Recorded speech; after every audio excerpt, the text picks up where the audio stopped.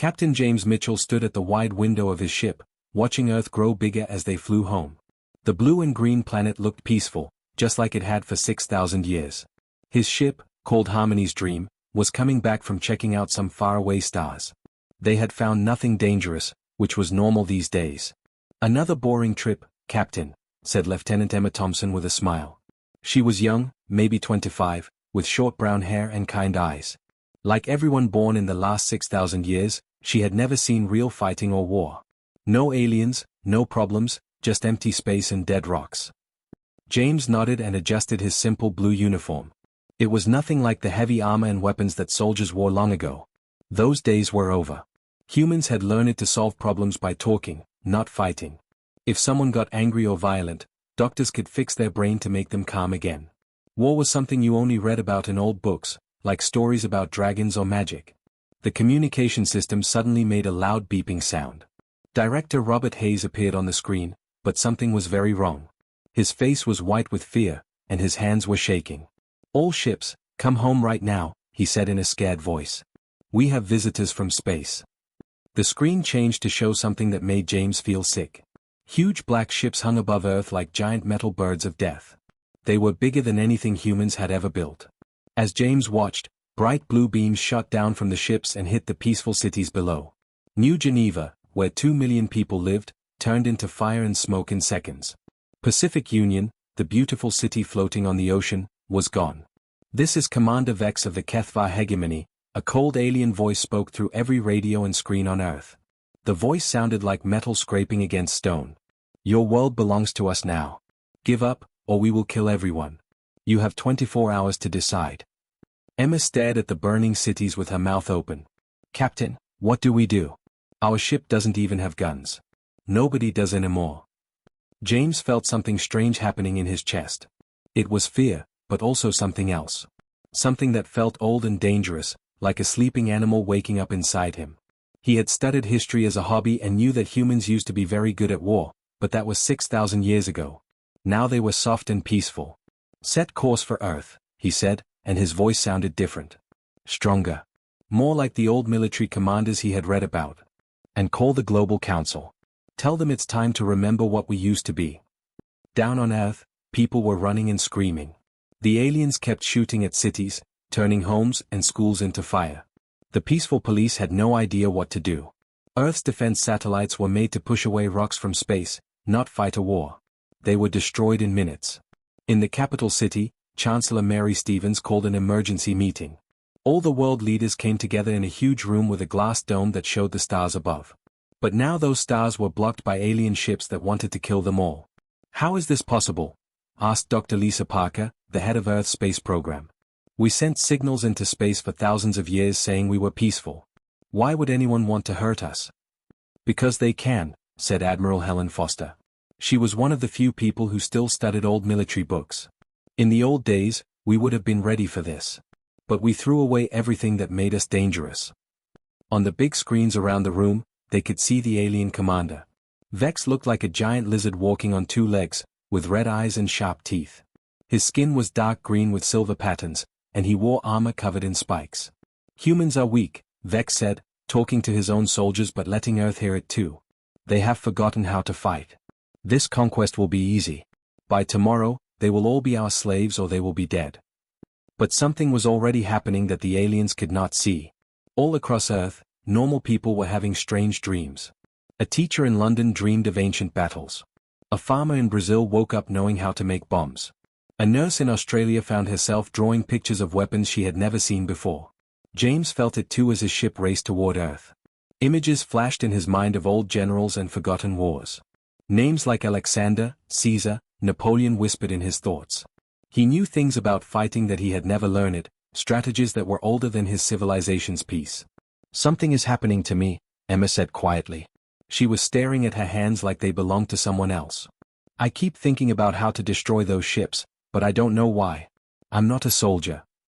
"None of us are," James replied. "But maybe we don't need to be soldiers. Maybe we need to be something else." The alien ships continued their attack, confident that they were facing helpless prey. But deep under the mountains of Earth, in places that had been sealed and forgotten, old machines were waking up. Lights that had been dark for 6,000 years began to glow. And in the minds of ordinary humans around the world, something ancient and powerful stirred. The age of peace was ending. But what would come next was not the return of old wars. It was something new, something that would combine the wisdom of 6,000 years of peace with the deadly knowledge of humanity's violent past. The aliens thought they were conquering a weak and helpless species. They were about to learn how wrong they were. Deep under the snowy mountains of the Himalayas, machines that had been sleeping for 6,000 years started to wake up. The lights came on slowly, one by one, in rooms that no human had entered since the last war ended. Strange sounds echoed through empty hallways as computers older than any city began to work again. Dr. William Carter ran through the halls of the Global Council building, carrying a tablet computer in his shaking hands. He was the world's best expert on old military history, but until today, that had been just a boring job studying dusty books. Now it might be the key to saving everyone. Council members, he said, breathing hard as he entered the big meeting room. The most powerful people on Earth sat around a huge table, all looking scared and helpless. I found something in the old files. Something called Project Lazarus. Chancellor Mary Stevens looked tired and worried. Her gray hair was messy, and her usually perfect clothes were wrinkled. Dr. Carter, we don't have time for history lessons. Those alien ships have destroyed 12 cities already. Our people are dying. That's exactly why this matters, William said, pressing buttons on his tablet. A map of Earth appeared in the air above the table, covered with small blinking dots. Our ancestors knew this day might come. They built something to protect us. Admiral Helen Foster leaned forward. She was old enough to remember when some people still talked about the bad old days of war. What kind of protection? We destroyed all the weapons after the peace treaty. Not weapons, William said. Something better. According to these files, they hid pieces of something important in the DNA of certain families. 12 families around the world, each carrying part of a code. The room was quiet except for the sound of explosions in the distance as alien ships continued destroying the city. Through the windows, they could see fires burning and people running in the streets. You're telling us our ancestors put secrets in our blood? Asked Dr. Lisa Parker. More than secrets, William replied. The last entry is from General Thomas Reed, the final military commander before we made peace. He wrote something strange. He said they had created humanity's greatest weapon, but it could only be used if we faced extinction. Outside, the alien attacks were getting worse. Commander Vex's ships moved like giant metal sharks through the sky, shooting at anything that moved. The peaceful Earth Defense Forces had lasted less than an hour before being completely destroyed. Chancellor Stevens looked around the room at faces that had never known real fear. Dr. Carter, how do we activate this thing? How do we find these families? We don't need to find them, William said, his voice getting excited. It's already happening. All over the world, people are calling in with reports of strange dreams and sudden knowledge they shouldn't have. As if he had called them, the communication system turned on by itself. A young man appeared on the screen. He looked like an ordinary teacher, with messy brown hair and kind eyes, but something was different. His gaze was sharp and focused in a way that seemed impossible for someone who had lived his whole life in peace. My name is David Walsh, the man said. I'm a school teacher from London, or at least I was until this morning. Now I know things I've never learned. Battle tactics, weapon designs, how to turn ordinary buildings into fortresses. And I'm not the only one. Around the world, similar calls were coming in. Sarah Bennett, an architect from Australia, found herself drawing defensive plans with her morning coffee. Michael Clark, who grew flowers for a living, suddenly knew how to make explosives from kitchen supplies. Jennifer Reynolds, a peaceful negotiator who helped people solve arguments, woke up understanding how armies moved and fought. This is impossible, whispered Dr. Parker. People can't just suddenly know things like that. But it was happening everywhere. In the ruins of New York, a group of awakened humans worked together without talking, moving with perfect coordination to set traps for alien soldiers. They had never trained together, never even met before, but they fought like they had been a team for years. Commander Vex watched the reports from his command ship with growing confusion. How are these primitives learning so fast? He demanded. Our intelligence said they had forgotten how to fight completely. Sir, replied his tactical officer, a nervous-looking alien with 4 arms and yellow eyes.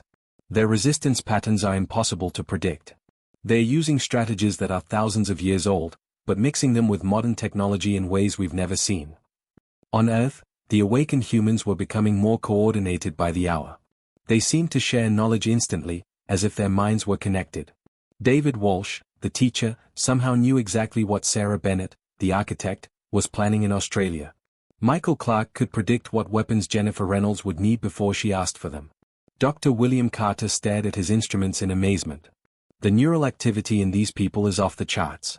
It's like multiple minds are working inside each person, but they're not fighting each other.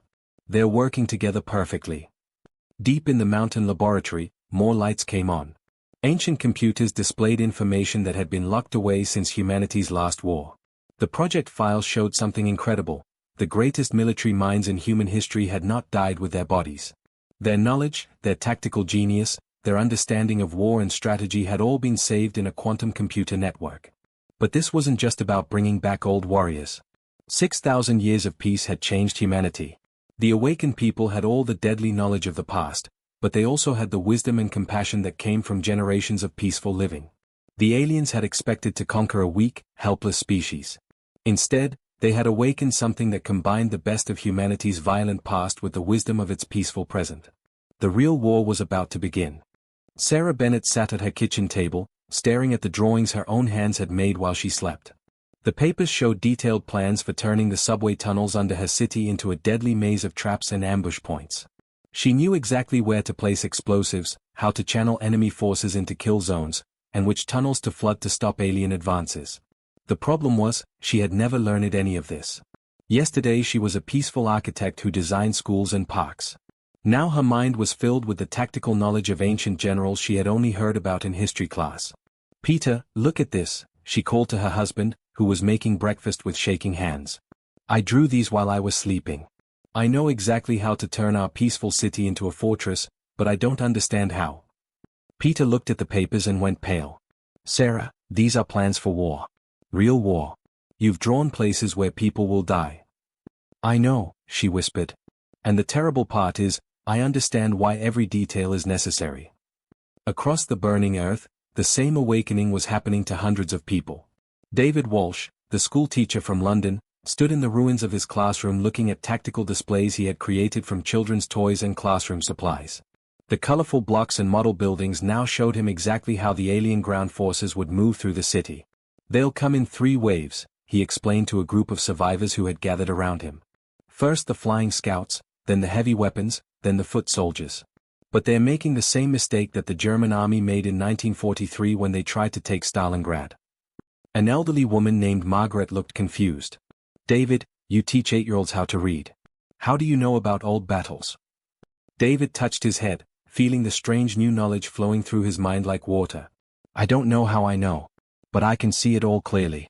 Every mistake our enemies are making, every weakness in their tactics." In what used to be New York, Michael Clarke was no longer a simple flower farmer. He moved through the rubble with deadly precision, leading a group of awakened humans in attacks that left alien soldiers confused and terrified.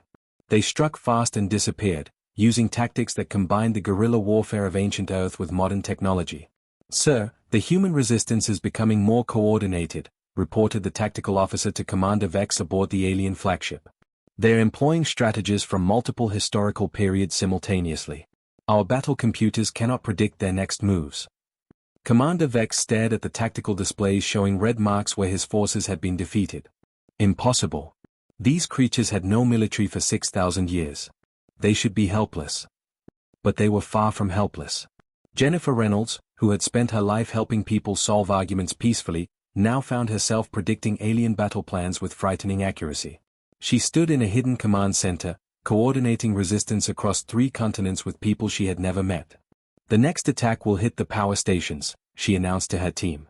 Classic occupation strategy: cut the power, break communications, isolate the population. But they're thinking like conquerors who face normal enemies. Thomas Anderson, formerly a peaceful engineer, smiled grimly as he prepared counterattacks. "What they don't realize is that we're not normal enemies. We're something that's never existed before." The awakened humans were indeed something new. They had the tactical brilliance of history's greatest military minds, the patience of Sun Tzu, the bold aggression of Alexander the Great, the clever misdirection of Napoleon, and the relentless drive of Patton. But unlike those ancient warriors, they also carried 6,000 years of wisdom about the value of life and the importance of peace.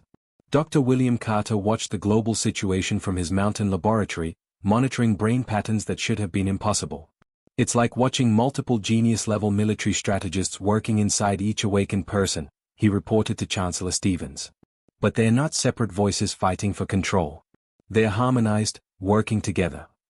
The results were devastating for the HFY forces. Every time they tried a new strategy, the humans seemed to anticipate it perfectly. When alien troops attempted to surround London, they found themselves trapped instead, caught in a web of defensive positions that appeared overnight. When they tried to break human morale by destroying landmarks, they discovered that every destroyed building had been secretly converted into a weapon or trap before the attack. Captain James Mitchell, now serving as a focal point for the Awakened Network, felt the consciousness of ancient warriors flowing through his mind. But these were not the bloodthirsty monsters from old stories. These were tactical minds refined by millennia of peace, evolved beyond simple destruction. They are afraid, he reported to the resistance leadership during a secure communication. The HFY aren't just conquerors. They're running from something. Their entire culture is built on conquest because they never learned any other way to survive. Sarah Bennett, still in her kitchen but now coordinating the defense of Australia, nodded as the knowledge flowed through the network. Then maybe it's time we taught them that there's another way. The awakened humans were proving that they could fight with deadly efficiency while still maintaining their humanity. They avoided civilian casualties even during the most desperate battles. They treated captured alien soldiers with mercy that confused their enemies. And most disturbing to the HFY, they fought not with hatred, but with the calm determination of people protecting something precious. Commander Vex was beginning to understand that his forces hadn't just awakened sleeping warriors. They had created something far more dangerous, humans who combined the tactical genius of the past with the wisdom of the present, guided by 6,000 years of peace but no longer limited by naivety about the nature of violence. The real battle was just beginning. Dr. William Carter stood in the deepest chamber beneath Mount Everest, staring at machines that hummed with strange blue light. The technology looked both ancient and impossible, like something from a dream. Chancellor Mary Stevens and Admiral Helen Foster stood beside him, their faces lit by the soft glow of holographic displays that showed information in languages that predated modern human writing. "What exactly are we looking at, Doctor?" Chancellor Stevens asked, her voice barely above a whisper. William touched one of the glowing panels, and suddenly the air filled with images and data streams. "The greatest achievement in human history," he said, his voice full of wonder. "Our ancestors didn't just end war. They captured it, refined it, and then transcended it completely." The displays showed the true scope of Project Lazarus. It wasn't just genetic memory or stored information. It was something far more advanced, a quantum consciousness network that had preserved the actual minds of history's greatest military leaders. Every tactical genius who had ever lived, from ancient tribal warriors to space-age strategists, had volunteered to have their consciousness recorded before death. For 6,000 years, these minds have been learning, growing, evolving, William explained. They've been studying every aspect of peace, psychology, and human development. When they awakened in our people, they weren't the same warriors who died long ago. They had become something entirely new. On the surface, the awakened humans were demonstrating this evolution in ways that made even the advanced HFY nervous. Thomas Anderson, the former engineer, now coordinated massive defensive operations across 3 continents. But unlike the brutal generals of ancient times, every decision he made was designed to preserve life while achieving victory. "Fascinating," Admiral Foster observed as she watched tactical feeds. "They have all the military brilliance of our ancestors, but it's guided by modern ethics. They're not just trying to win. They're trying to win in the right way." The difference was becoming clear on battlefields around the world. When alien forces attacked a hospital, the awakened humans didn't respond with revenge. Instead, they used the attack to predict the alien psychology and set traps that captured enemy soldiers alive. When HFY troops used human civilians as shields, the resistance found ways to rescue the hostages while still defeating the aliens. Commander Vex received increasingly desperate reports from his field commanders. "Sir, the humans are using psychological warfare techniques we've never encountered," reported Colonel Krath, his voice shaking. "They're not just defeating our soldiers. They're making them question why they're fighting at all." This was true. Captain James Mitchell, now fully connected to the ancient network, had begun to understand not just how to defeat the HFY, but why they had become conquerors in the first place. The knowledge flowed through him like water, carrying insights from military psychologists, negotiators, and strategists who had spent 6,000 years learning about the roots of violence. They are not evil, he explained to the resistance leadership during a holographic conference call. They're traumatized. Their entire species has been running from something for so long that they've forgotten any other way to live. Rebecca Walsh, David's sister and now a key coordinator in the network, smiled grimly as she reviewed battle plans that would have impressed the greatest generals in history. Then maybe it's time we showed them what healing looks like. The awakened humans began to demonstrate tactics that the HFY had never seen. Instead of simply destroying alien supply lines, they left behind messages explaining human philosophy about peace. When they captured alien communication equipment, they used it to broadcast stories about how humanity had overcome its own violent past. Every military victory became a lesson in the possibility of change. Dr. Lisa Parker, monitoring the situation from Earth's rebuilt command center, watched in amazement as psychological profiles of alien soldiers showed increasing confusion and doubt. They're not just winning the war, she reported. They're changing the minds of their enemies. The ancient tactical network was revealing its true purpose. It hadn't been created just to fight wars, but to end them permanently.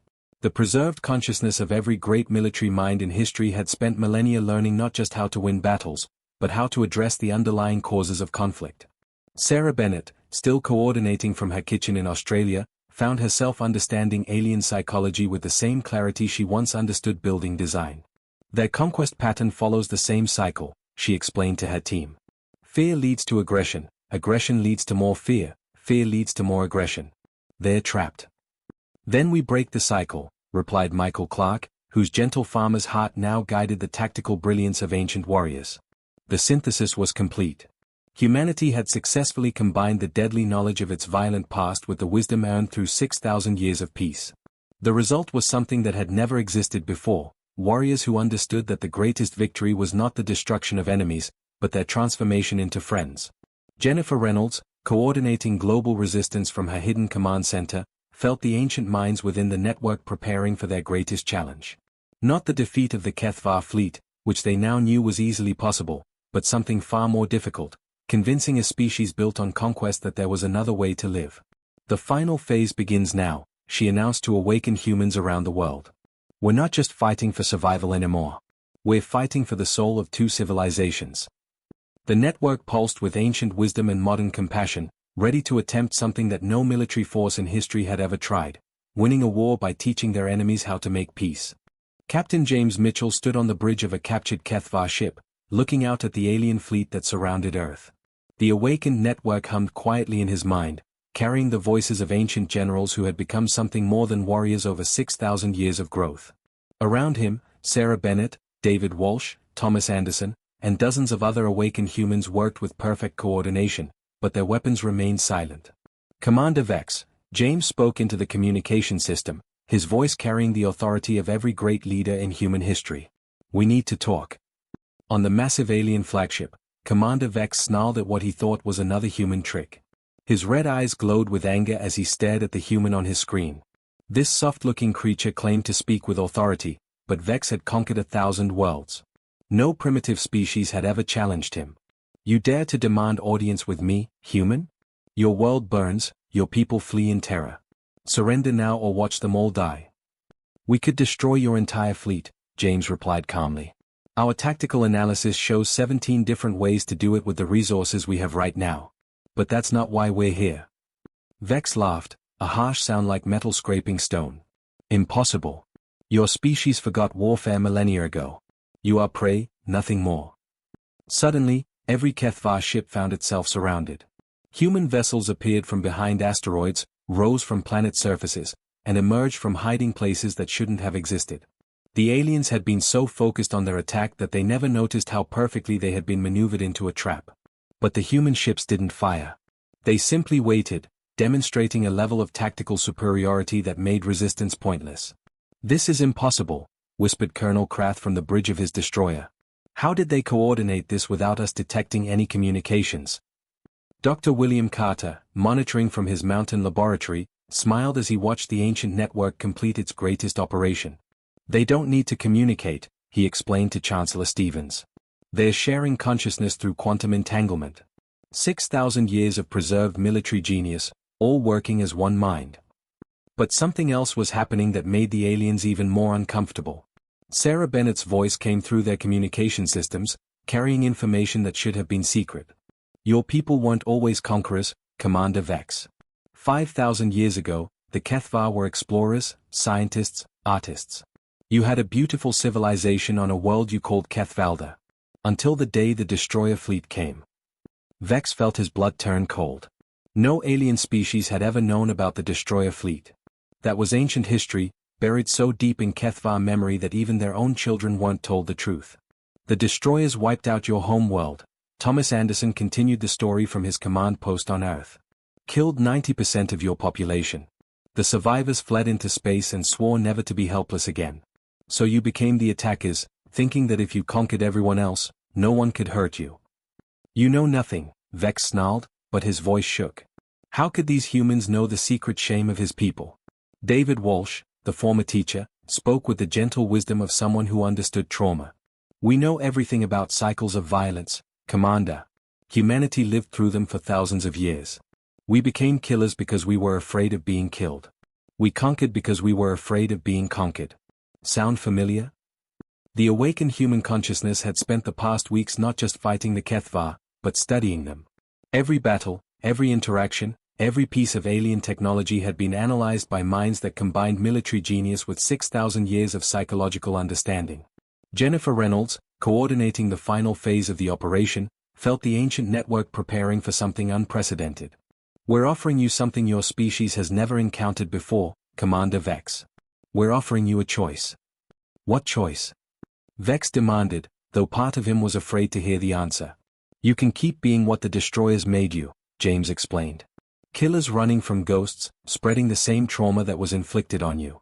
Or you can choose to heal. The demonstration began. Human forces showed they could have destroyed every Kethvar ship in minutes, but instead they began broadcasting something the aliens had never expected, genuine understanding. The tactical network had analyzed not just how to defeat the Kethvar, but how to address the ancient trauma that drove their aggression. Michael Clark, the former farmer whose gentle heart now guided warrior instincts, spoke to the alien fleet with compassion that confused their soldiers. We're not your enemies, and you don't have to be ours. The destroyers are gone. They can't hurt you anymore. You can stop running. Commander Vex stood frozen on his bridge as human ships moved around his fleet like dancers, never threatening but always demonstrating their overwhelming tactical advantage. These creatures could have ended the war in minutes, but instead they were offering something impossible, forgiveness and healing to a species built on conquest. Sir, Colonel Krath whispered, what are your orders? For the first time in 5,000 years, a Kethvar commander faced an enemy who offered mercy instead of destruction. The ancient network of human consciousness, having fulfilled its purpose of protecting humanity, began to fade. The preserved minds of history's greatest warriors dissolved back into the quantum matrix that had held them, but they left behind something extraordinary. Humanity had not just defeated their enemies. They had transcended war itself. Commander Vex struggled with words his language barely contained. I request, understanding. The age of conquest was ending. The age of healing was about to begin.